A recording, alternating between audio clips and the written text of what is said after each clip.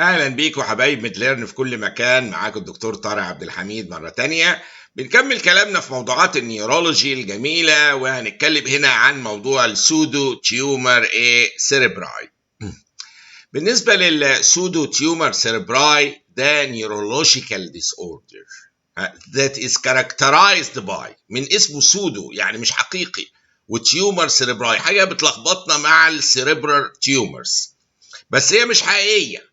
فده حاجه بتعمل زياده في الانتراكرينيال بريشر، يعني كاركترايز باي زياده في الانتراكرينيال تنشن in the absence of a tumor or other disease. That's why سميت سودو تيومر، يعني شبيهه بالتيومر. هي بتعلي الانتراكرينيال بريشر in the absence of any tumor or space occupying lesion في البرين.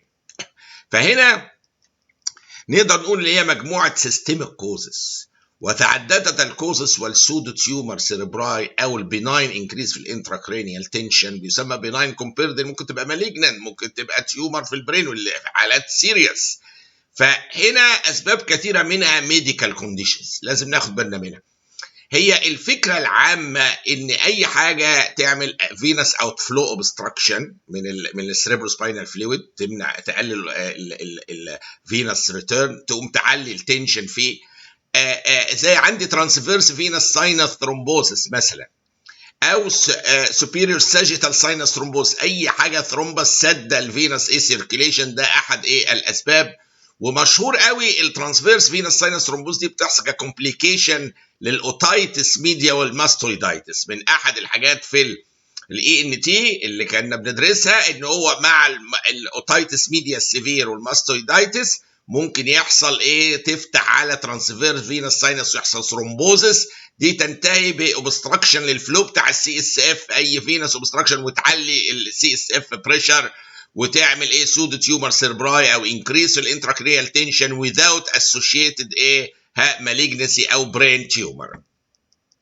في اسباب كثيره جدا اخرى للسودو تيومر سيربراي اللي هي بناين كده، او مش بناين مطلق، هو في مرض حواليه بس بيسمى كده ايديوباثيك، ده من اشهر ما يمكن ايديوباثيك. السي او بي دي بيقولوا الكرونيك هايبركابنيا ده هي تعمل فازو دايلاتيشن وتزود الضغط، تزود التكوين بتاع البريشر بتاع السريبروسباينال فلويد، فازو دايلاتيشن جامد بتزود الفلو وتعلي البريشر، فالاي سي او بي دي. فيتامين توكسيسيتي، وجدوا الفيتامين له تاثيرات معينه في السيركيليشن بتاعه السريبروسباينال فلويد لريسبتور فاراكنويد فيلاي، بيأثر عليها. التتراسايكلينز برضو وجدوا لها تاثير من خلال سايكليك ام بي وغيره على السيركيليشن بتاعه السريبروسباينال فلويد، فممكن تعليه. فيتامين توكسيستي مهم قوي تريكوجنايز الكلام ده، لان انا اوقف الدواء ده او ده انقذت واحد من مأساة عمر ممكن يعيش بيه. كونتراسيبتيف بيلز زي ما بتعمل هايبرتنشن بره ليها افكت جوه في البرين وتعمل انكريز في الانتراكرينيال بريشر او تنشن. اندوكراينال كوزز، الاديسون ديزيز، الاديسون ديزيز اللي انتوا عارفين وجدوا الكورتيزون له ريسبتورز، يعني في ريسبتورز او مسؤوله عن اكتيفيشن لل 11 الفا هيدروكسيليز انزيم اللي حول الكورتيزون من اكتيف لكورتيزول اكتيف، وجدوها داخل الاراكنويد فيلاي والسي ان اس موجوده ريسبتورز. فنقص الكورتيزون ممكن له تاثير على الداينامكس بتاعتها. الهايبوباراثايرويديزم لو تفتكروا نقص الكالسيوم ويعلى الفوسفات، هل الفوسفات لما بيترسب في الاراكنويد فيلاي يسد الاوبستراكشن شويه يعلي الانتراكرينيال تنشن؟ احد الاحتمالات. هل الكالسيوم العالي بيأثر على السايكل ام بي ميدييتد فانكشن في السريبروسباينال فلويد سيركيليشن؟ بيقال ده برضو احد الاحتمالات. الكالسيوم العالي الواطي له تأثير ويزود الانتراكرينيال بريشر من خلال تأثيرات على الهيموداينامكس بتاعت الخلايا اللي بتفرز او بتسحب السريبروسباينال فلويد. الويزدرول اوف كورتيكوستيرويدز نفس فكره الاديسون ديزيز، ودي لقوها الحقيقه عيانين بالذات في اطفال تحصل وغيرهم يكون ماشي على كورتيكوستيرويدز حتى البخاخات وبعدين تقف بيكون عندهم سبريشن للادرينال جلاند، نقص كانهم عندهم اديسون ديزيز. ده مأثر على المستقبلات معينه في السي ان اس للكورتيزون، وبتؤثر على الداينامكس بتاعه الفلو بتاع السي اس اف وتكوينه وكده، فتعلي الضغط في البرين، انكريز انتراكرينيال تنشن. فالويزدرول اوف ستيرويدز مهم قوي. انا بالعيان ده اديله شويه ستيرويدز تخف الاعراض. سي او بي دي، الهايبر كابيا المستمره، فيتامين اي توكسيستي، تتراسايكلينز، وكل دي ليها تاثيرات قلنا على الداينامكس بتاع سيريبرو سباينال فلويد سيركيليشن. الكونتراسبتيف بيلز، بعض الاندوكراينال بروبلمز تبقى اسوشيتد مع، فكل دي لازم تتحط في الاعتبارات قبل ما انا يعني لو ما لقيتش برين تيومر يبقى واحده من دول، وابدا اخدهم واحده واحده، اشوف بقى العيان عنده ايه، اكزامين الشيست، اخد دراج هيستوري كويس، هتكون فيتامين اي توكسيستي او تتراسايكلينز بياخدها، واحده بتاخد بيلز. اشوف اعراض تانية الاديسون ديزيز، هايبر بيجمنتيشن، او اعراض هايبوبارا تيتاني اسوشيتد، او هيستوري يقول لك انا كورتيكوستيرويدز وقفتها. كل دي ممكن تصب في السودو تيومر سيربراي، اللي هي بتدي الاعراض انكريس انتراكرينال تنشن، يدي هيدك، بتضغط على العصب السادس بالذات، رفيع قوي قوي قوي، تلاقيه فيري ثين لو تفتكروا، فبيتعرض للبريشر اكتر من غيره، يقوم يحصل 6 نيرف بولسي وديبلوبيا.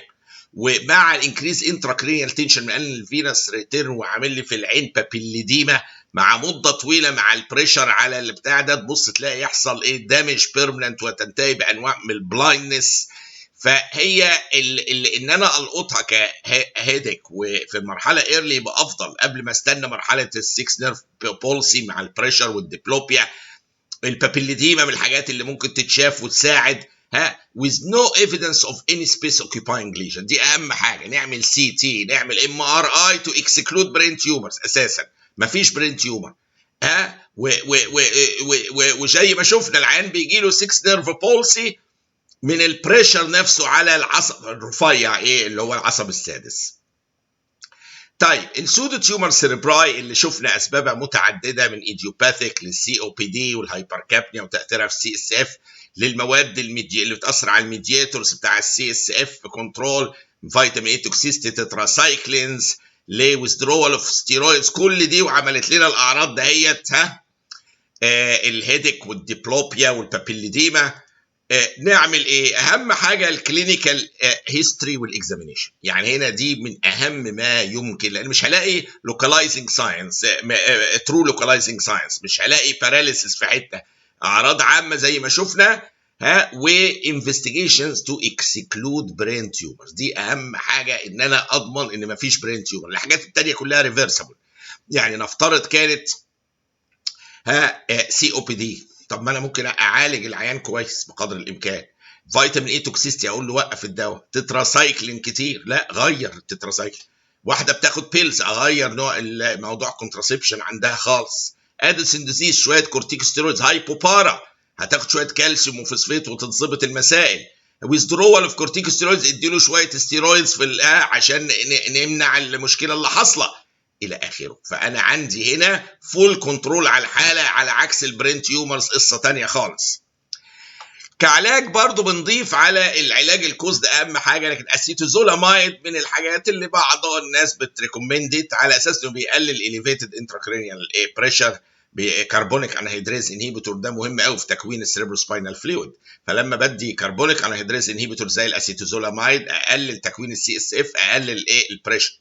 كورتيكوستيرويدز قلنا في بعض الحالات اللي هي بعد كورتيزون ويزدرول وجاي لهم اديسون ديزيز او كذا، واتفقنا الكورتيزون له ريسبتورز فوق في الاراكنويد فيلاي وغيره في الاب، بتاثر على السيركيليشن بتاع السي اس اف، وله رول في البروسيس دي. فكورتيكوستيرويدز في بعض الحالات بالذات اللي عندها ديفيش ممكن تساعد جدا. حتى في الايديوباثيك كيسز الكورتيكوستيرويدز بتزود الانتجريتي بتاع فاسكولار انتجريتي شويه، وممكن تقلل شويه عمليه الاوز او زياده البريشر في البرين.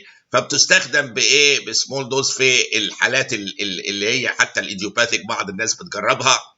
سيرجيكال شنت بروسيدورز ممكن تبقى يوسفول لو الميديكال تريتمنت فيل، لو عالجنا الكوز وادينا اسيتوزولامايد وكورتيكوستيرويد في انواع ايديوباثيك بقى، والحاجات دي ممكن تكون فشلت معاها ساعات في اللحظه دي. ريبيتد لامبر بانكشرز في بعض الحالات ان انا اقلل البريشر بقى فيزيكالي ممكن تساعد بعض العيانين. فما ننساش السودو تيومر سيريبراي اللي بناين انكريز في الانتراكرينيال تنشن لاسباب متعدده ومتنوعه ولازم ادور عليها في البروبر كلينيكال هيستوري. اعراضها المشهوره الهيديك والديبلوبيا البابيليديما زي ما شفنا انفستيجيشن تو اكسكلود برين تيومرز وبعض العلاجات المتاحه زي ما شفنا سيتوزولامايد كورتيكوستيرويدز ريبيتد لامبر بانكشنز الى اخره.